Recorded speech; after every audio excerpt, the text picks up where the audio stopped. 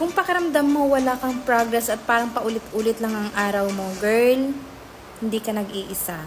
Pero ito ang totoo na minsan kailangang marinig. Hindi ka talaga uusad kung hihintayin mong maging ready ka. Minsan ang dahilan kung bakit tayo stuck ay hindi dahil hindi natin kaya, kundi dahil natatakot tayo magsimula ng hindi perfect.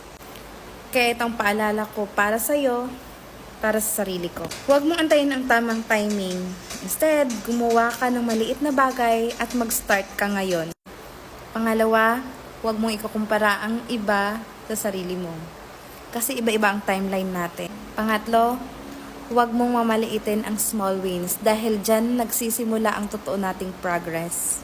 Pang-apat, mahirap man pero huwag kang matakot na magkamali. Hindi mo kailangang baguhin ang buhay mo in just one day. Kailangan mo lang gumawa ng isang hakbang today. Kasi ang pagiging stuck, hindi yan permanent. State lang siya na kaya mong baguhin. Simulan mo na kahit sa maliit lang na bagay. Basta girl, huwag kang titigil ha. Paunti-unti man, mararating mo rin ang gusto mong marating. Kaya, see you in day 2!